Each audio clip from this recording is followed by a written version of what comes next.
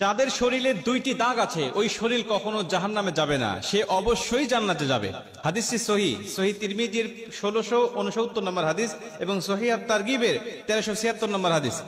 হযরত আবু উমামা রাদিয়াল্লাহু তাআলা আনহু হাদিসটা বর্ণনা করেছেন। রাসূল সাল্লাল্লাহু আলাইহি ওয়াসাল্লাম বলেন, যাদের শরীরে দুইটা দাগ আছে এবং যাদের শরীর থেকে 2 ফোঁটা তরল পদার্থ নির্গত হয় ওই শরীর কখনো জাহান্নামে যাবে না, সে অবশ্যই জান্নাতে যাবে এবং আল্লাহ পাকের কাছে এই শরীরটা সবচেয়ে প্রিয় শরীর। প্রিয় ভাই, আপনি তো আপনার শরীরে অনেক দাগ লাগিয়েছেন, প্রেমিকার জন্য, তাকে পাওয়ার জন্য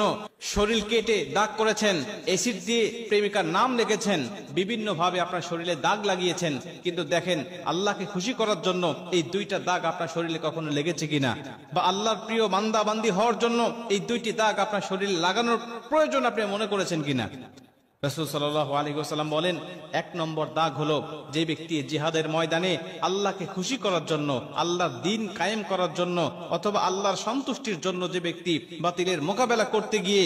শত্রু পক্ষের আঘাতে তার শরীরে ছোট্ট একটা দাগও যদি বসে যায়, এই দাগটা কিয়ামতের ময়দানে সুপারিশ করে বা এই দাগটা থাকার কারণে কিয়ামতের ময়দানে আল্লাহ পাক তাকে জান্নাতে দিয়ে দিবে।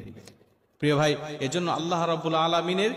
জমিনে, আল্লাহর জমিনে আল্লাহর দ্বীনকে বাস্তবায়ন করার জন্য যাদের শরীরে দাগ লেগেছে, যাদের শরীরে কোনো চিহ্ন বসে গেছে, মনে করবেন যে আল্লাহ পাক আপনাকে জান্নাতি বলে মনোনীত করেছেন বিধায় এমন একটি দাগ আপনার শরীরে দিয়েছেন। নবীজি সাল্লাল্লাহু আলাইহি ওয়াসাল্লাম বলেন, 2 নম্বরে ফরজ ইবাদত সমূহের কোন একটি দাগ যদি তার শরীরে দেখা যায়, যেমন যদি কোনো ব্যক্তি ফরজ ইবাদত করতে গিয়ে, যে কোনো ফরজ ইবাদত করতে গিয়ে ওই ইবাদতের কোনো চিহ্ন যদি তার শরীরে বসে যায়, নামাজ পড়তে পড়তে সেজদা দিতে দিতে কপালে তার কালো দাগ বসে গেছে, পায়ে তার বিভিন্ন ভাবে কালো দাগ হয়ে গেছে, শরীরে অঙ্গ প্রত্যঙ্গে